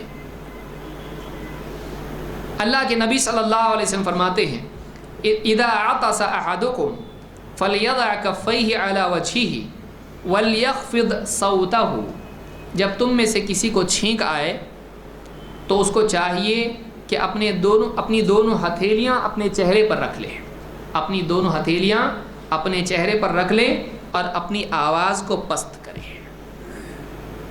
اب آدمی سامنے کوئی آدمی بات کر رہا ہے، قریب آ کر ادھر ادھر کان میں ایک راز کی بات بولنا ہے، اور کان اس نے پاس کیا اور آنکھ پورے کان میں چھینکا اس کی، یہ ادب کے خلاف ہے۔ ایک آدمی آپ کی بات سن رہا ہے سامنے اور آپ ایک دم زور سے چھینکیں، آواز بھی ایک دم اونچی اور پوری ناک، چھینکا تو منہ بھی کھول کے چھینکا، تھوک بھی اڑ رہا ہے، ناک بھی ایک دم پوری ساری، یہ ادب نہیں ہے، یہ بے ادبی ہے، یہ ساتھ بیٹھنے والوں کے خلاف بے ادبی ہے۔ لہٰذا ادب کیا ہے؟ ہاتھ آدمی چہرے کو ڈھانپ لے تاکہ اس کے قطرے اگر کچھ چھینک کے یا تھوک اڑ جائے سامنے والے پر نہیں اڑنا چاہیے، اور آواز کو کیا کریں؟ پست رکھیں۔ لوگ بیٹھے ہیں اور آدمی اچانک ایک دم آنکھ زور سے چھینکے، ہو سکتا ہے کوئی آدمی چائے پی رہا تھا، ایک دم جھٹکا اس کو لگ جائے، کوئی آدمی بالکل کوئی باریک کام کر رہا تھا اور اس کا کچھ غلط ہو جائے تو ہو سکتا ہے، بچہ ڈر جائے، کچھ بھی ہو سکتا ہے۔ تو آدمی کو اس طرح سے مطلب زور سے نہیں چھینکنا چاہیے، بلکہ چھینکتے ہو کیا کرنا چاہیے؟ آواز کو پست کرنا چاہیے۔ ابو ہریرہ رضی اللہ عنہ فرماتے ہیں کان اذا عطس وضع یدہ او ثوبہ علی فیہ وخفض بها صوتہ، اللہ کے نبی صلی اللہ علیہ وسلم جب چھینکتے تو آپ اپنا ہاتھ یا اپنا کپڑا اپنے منہ پر رکھتے اور اپنی آواز کو پست کرتے ہیں۔ تو چھینکتے وقت اگر رومال آپ کے پاس ہے، رومال رکھیے، ہاتھ رکھیے اور آواز کو کیا کیجیے؟ پست کیجیے۔ نمبر 5، لباس کی پاکیزگی کا اہتمام۔ اللہ تعالیٰ قرآن کریم میں فرماتا ہے وَثِيَابَكَ فَطَهِّرْ، اپنے لباس کو پاک صاف رکھیے۔ اس کے کئی معنی بیان کیے گئے ہیں، جس میں سے ایک معنی وہی ہیں جو ظاہر ہیں۔ کیا؟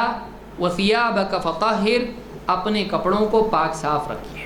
اس سے معلوم یہ ہوتا ہے کہ مسلمان کو چاہیے کہ اپنے کپڑوں سے نجاست کو صاف کر دے، دھو دے۔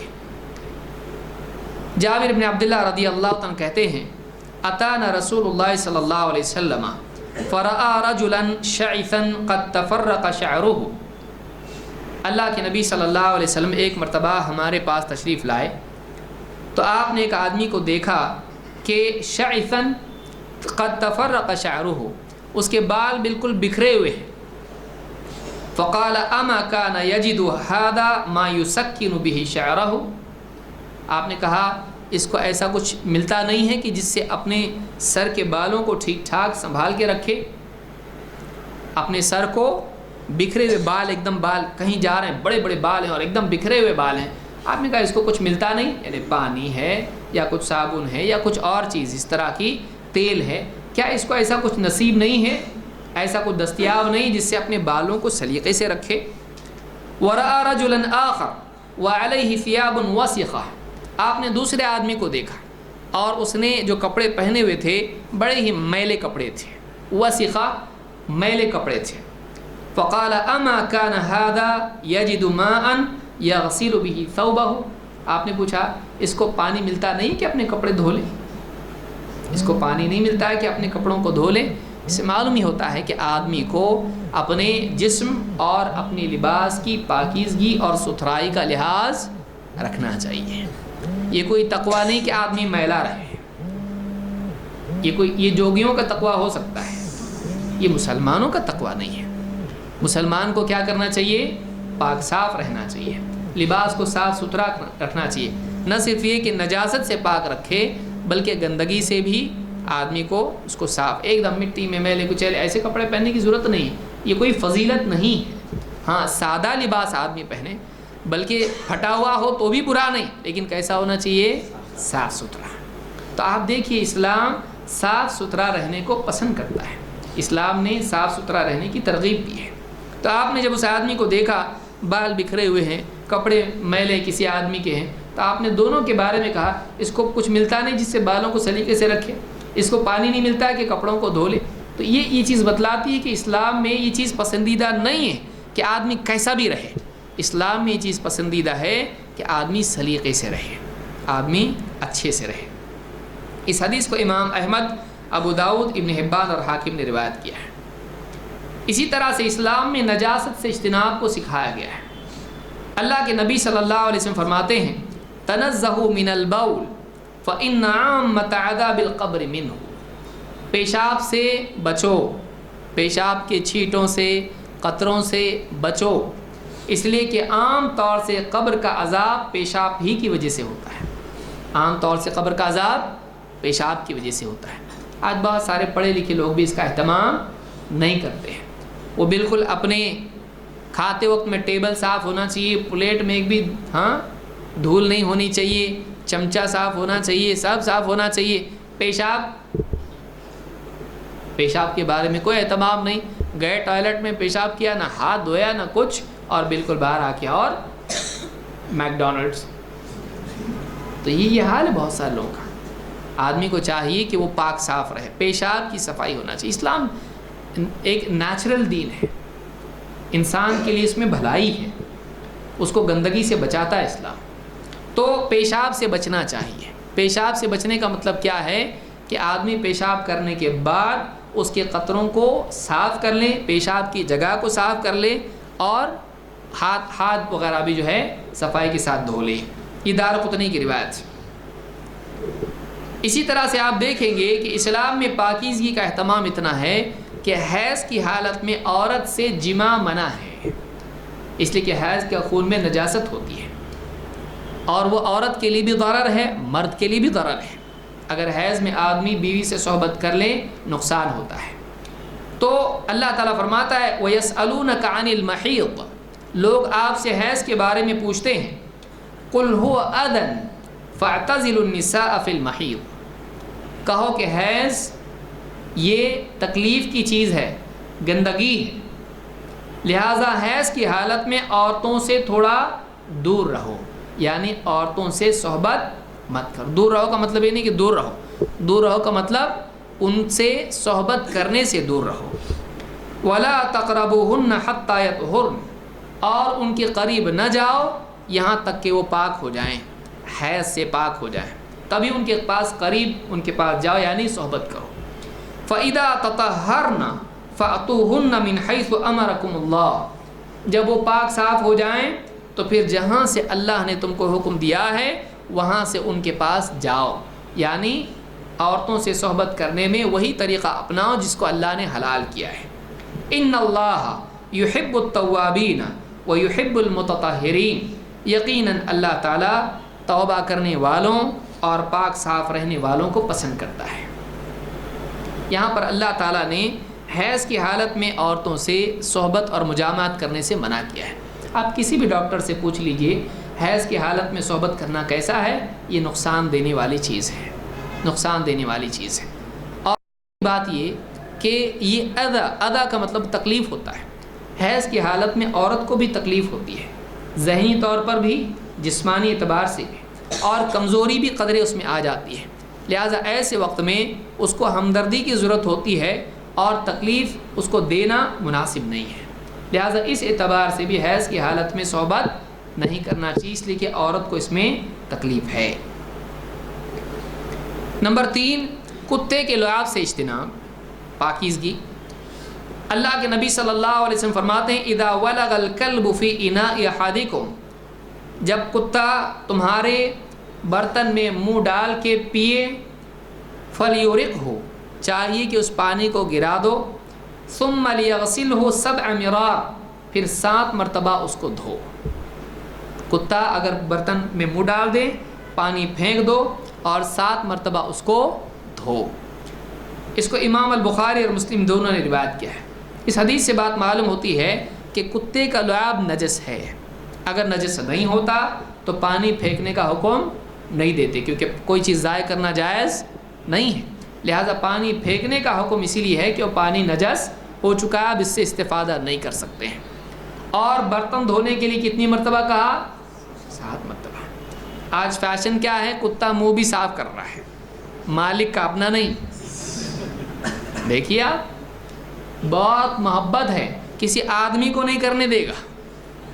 آپ سوچئے، غور کریں اس پہ، کتا اس کا منہ چاٹ رہا ہے، یہاں تک کہ آگے منہ بالکل، اور کیا ہے، بہت پیار کرتا ہے کتا مجھ سے، اور بچے اگر کریں ایسا تو کرنے دے گا نہیں، کوئی آدمی دوست کرے تو بھاگنا شروع کرے گا آدمی، تو جھوٹا نہیں کھائے گا، کسی کا بچا ہوا کھانا نہیں کھائے گا، لیکن کتا منہ اگر اس کا صاف، پیار اس کو اس کے منہ میں ہاتھ ڈالے گا، تو یہ عجیب فیشن ہے، اور یہ دور بھی عجیب ہے، اور لوگوں کے دماغ بھی عجیب ہے کہ پاک کیا ہے اور کیا نہیں۔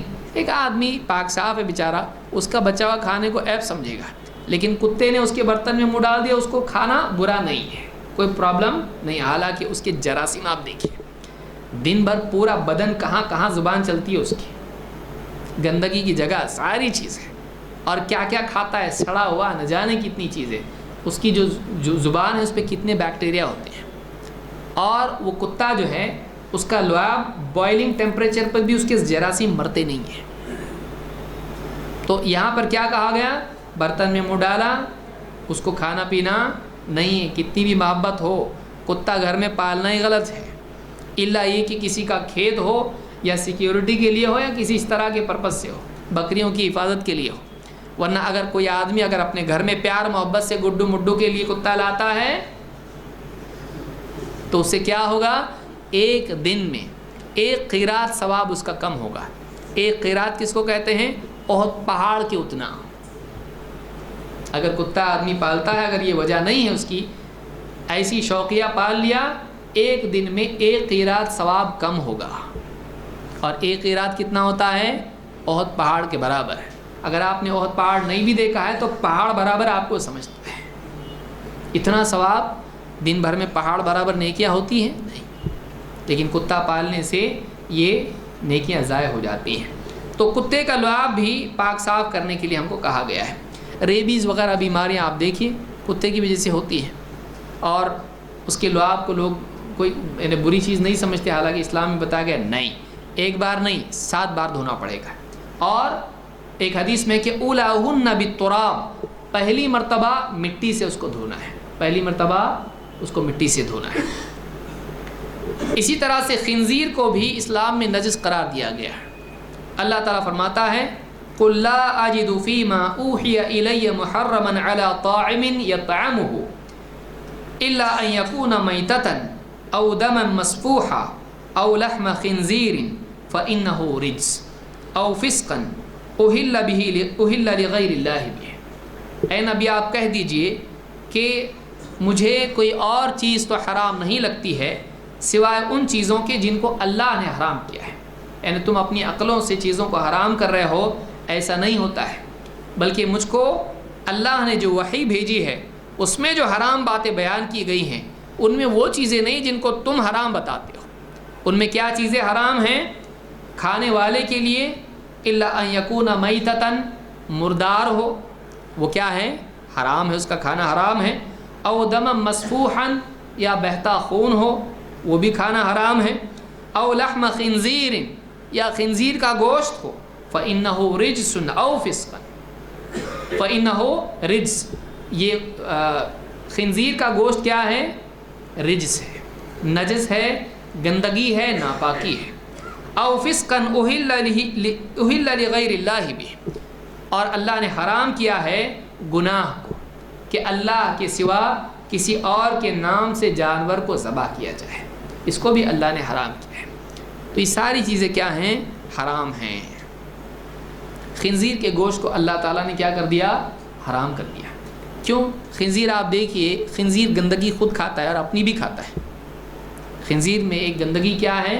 گندگی کھاتا ہے، اور اس کے دوسرے نقصانات الگ ہیں کہ اس کے جسم سے گندگی باہر زیادہ نہیں نکلتی ہے بلکہ اس کے جسم میں مل جاتی ہے، اور چربی، نقصان والی چربی بہت زیادہ اس میں بنتی ہے۔ لہٰذا خنزیر کا گوشت اسلام میں سرے سے کیا ہے؟ حرام، اور اس کو نجس العین کہا گیا ہے۔ وہ کیا ہے؟ وہ ٹوٹل پورا کا پورا نجس ہے، پورا نجس ہے۔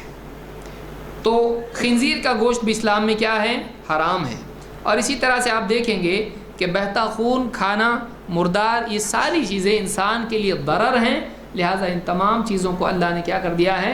حرام، تاکہ انسان کی جسمانی اعتبار سے، غذائیت کے اعتبار سے بھی پاکیزگی رہے، وہ ایسی چیزیں نہ کھائے جو اس کے لیے تعفن اور گندگی والی ہو، برائی اس کے لیے ہو۔ اسی طرح سے اسلام میں جگہوں کو پاک رکھنے کی بھی تعلیم ہے۔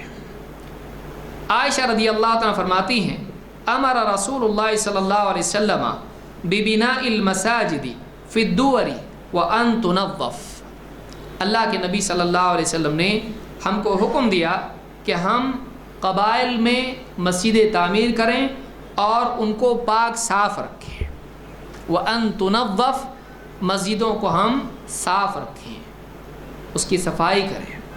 تو مسجدوں کی تعمیر کے ساتھ ساتھ دوسرا حکم کیا دیا آپ نے؟ مسجدوں کو کیسا رکھنا ہے؟ پاک صاف رکھنا ہے۔ اس حدیث کو امام ابو داؤد، ترمذی اور ابن ماجہ نے روایت کیا ہے۔ ایک حدیث میں آپ نے فرمایا البزاق فی المسجد خطیئہ وکفارتها دفنها، مسجد میں تھوکنا یہ غلطی ہے، یہ گناہ ہے۔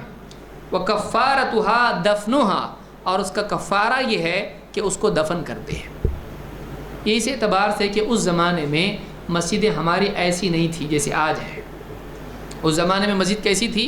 اس کے اندر مٹی اور ریت ہوا کرتی تھی، تو اگر کسی نے غلطی سے تھوک دیا مسجد کے اندر، اگر اس کو عادت ہے تھوکنے کی، اگر اس نے تھوک دیا وہاں پہ تو یہ غلطی ہے، مسجد میں تھوکنا نہیں چاہیے۔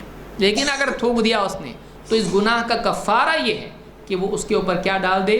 مٹی ڈال دے، پاؤں سے مٹی اس پہ ڈال دے اور اس کو دفن کر دے۔ تو مسجدوں میں صفائی کا بھی حکم آپ نے دیا ہے۔ اسی طرح سے آنگن کو صاف رکھنا بھی آپ نے سکھایا ہے۔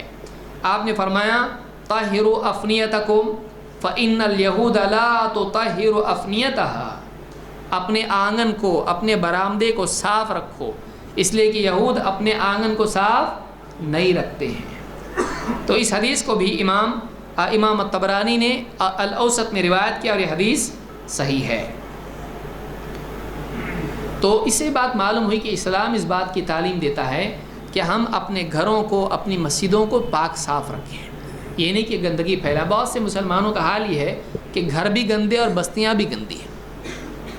بعض لوگوں کا یہ کہنا ہے کہ مسلمان بہت صاف نہیں رہتے، کچرا گھر کا دروازے میں پھینک دیا، گھر کے اندر صفائی کا اہتمام نہیں، گھر کے باہر مسلمانوں کی بستیوں میں دیکھو کچرا کہیں بھی پھینکا ہوا ہے، گندگی پھیلی ہوئی ہے۔ تو یہ نہیں ہونا چاہیے۔ اسلام ایک ایسا دین ہے جو مسلمان کو صفائی اور ستھرائی، پاکیزگی کی تعلیم دیتا ہے۔ مسلمان کو چاہیے کہ اپنے گھر کو صاف ستھرا رکھے، مسلمان کو چاہیے کہ اپنے جسم کو پاک صاف رکھیں، مسجدوں کو صاف رکھیں، اسی طرح سے اپنی بستیوں کو پاک صاف رکھیں۔ آج آپ دیکھیے دوسری قومیں اس کا اہتمام کر رہی ہیں، صفائی ابھیان دوسرے لوگ کر رہے ہیں، حالانکہ کام کس کا ہے؟ مسلمانوں کا ہے۔ مسلمانوں کی ذمہ داری ہے، مسلمانوں کا شعار ہے کہ وہ اپنی بستیوں کو، گھروں کو، مسجدوں کو پاک صاف رکھیں۔ لیکن آج دیکھا جائے تو گندگی زیادہ تر کس کے پاس دکھائی دیتی ہے؟ مسلمانوں کے پاس۔ اس کا کوئی اہتمام نہیں، ایسا نہیں ہونا چاہیے۔ یہ ذہن کی گندگی کی علامت ہے۔ ایک آدمی اپنے معاشرے کو پاک صاف نہ رکھے، اپنے جسم اور اپنے گھر اور مسجدوں کو صاف نہ رکھے۔ اللہ کے نبی صلی اللہ علیہ وسلم نے فرمایا، ابو ہریرہ رضی اللہ تعالیٰ کہتے ہیں کہ اللہ کے رسول صلی اللہ علیہ وسلم نے فرمایا، اتقوا اللعانین، لعنت کی دو باتوں سے بچو۔ قالوا ومن لعانان یا رسول اللہ، لوگوں نے کہا اللہ کے رسول لعنت کی دو باتیں کیا ہیں؟ وہ کون سی دو چیزیں ہیں جو لعنت کا سبب بنتی ہیں؟ قال الذي يتخلى في طريق الناس او في ظلهم، آپ نے فرمایا آدمی کا لوگوں کے راستے میں پاخانہ کرنا، استنجا کرنا، گندگی کرنا، او فی ظلہم، یا ان کے سائے کی جگہوں میں پیشاب پاخانہ کر دینا۔ تو ایک آدمی سڑک پر ہی پیشاب پاخانہ کر دے، راستے کے بیچوں بیچ گندگی ڈال دیا، یا اسی طرح سے لوگوں کے سائے کی جگہ ہے پیڑ کے نیچے وہاں گندگی کر دیا، یہ حرام ہے، اور اگر آدمی ایسا کرتا ہے تو وہ گناہ گار ہوگا۔ اللہ کے نبی صلی اللہ علیہ وسلم نے اس سے منع کیا ہے۔ تو اسلام دیکھیے، اسلام میں کتنا لحاظ رکھا گیا ہے کہ ایسی جگہوں پر گندگی نہ کی جائے کہ لوگ بیٹھتے ہیں وہاں پر، اور ایسی جگہوں پر گندگی نہ کی جائے جہاں سے لوگوں کا گزر ہوتا ہے۔ مسلمان اپنی حاجت سے دوسروں کو تکلیف نہیں دیتا ہے، یہ مسلم کی روایت تھی۔ اسی طرح سے آپ نے فرمایا لا یبولن احدکم فی الماء الدائب الذی لا یجری ثم یغتسل فیہ، تم میں سے کوئی شخص ایسا نہ کرے کہ رکے ہوئے پانی کے اندر پیشاب کر دے اور پھر اسی میں غسل کرنے لگ جائے۔ رکا ہوا پانی ہے، اسی میں پیشاب کر دے اور اسی میں پھر غسل بھی کر لے، ایسا نہیں کرنا چاہیے۔ تو جہاں رکا ہوا پانی ہوتا ہے، اب دیکھیے بہت سارے لوگ ٹینک میں تیرنے کے لیے جاتے ہیں، اندر ہی کیا کر دیا، پیشاب، ضروری تھوڑی ہے، کسی کو کیا معلوم پڑ رہا ہے، صحیح نہیں ہے، نہیں کرنا چاہیے۔ وہ رکا ہوا پانی ہے، اس میں پیشاب نہیں کرنا چاہیے۔ اگر وہ تھوڑا پانی ہو تو نجس ہو جائے گا، 2 قلہ سے اگر کم ہے تو نجس ہو جائے گا، لیکن اگر زیادہ بھی ہے تب بھی گندگی کے واقع ہونے سے اور اس کی تکرار سے ایک وقت آئے گا کہ وہ ناپاک ہو جائے گا۔ تو اسلام میں اس بات کی تعلیم دی گئی ہے کہ رکے ہوئے پانی میں پیشاب نہیں کرنا ہے۔ کیوں؟ اس لیے کہ کسی کے فائدے کا وہ ہو سکتا ہے، کوئی اس کو لے کر استعمال کر سکتا ہے، اور آپ اس میں پیشاب کر دیے تو کیا ہو گیا، گندا۔ تو رکے ہوئے پانی میں پیشاب نہیں کرنا چاہیے۔ اسی طرح سے اور بھی احکام ہیں، لیکن میں سمجھتا ہوں آج کے لیے اتنا کافی ہے کہ اسلام میں مسلمانوں کو اپنے عقیدے اور اپنے جسم، اپنے لباس، اپنی جگہوں کی، مسجد اور گھر اور راستوں کی پاکیزگی اور صفائی کی تعلیم ہے۔ اسلام ایک ایسا دین ہے جو زندگی کے تمام امور میں رہبری دیتا ہے، اور اسلام مسلمانوں کو پاک صاف رہنا سکھاتا ہے۔ اگر ایک انسان کی زندگی میں اسلام آ جائے تو اس کی زندگی سے گندگی نکل جائے گی۔ اللہ رب العالمین ہم سب کو دین کا علم حاصل کرنے اور اس پر عمل کرنے کی توفیق عطا فرمائیں۔ اقول ھذا واستغفر اللہ لی ولکم۔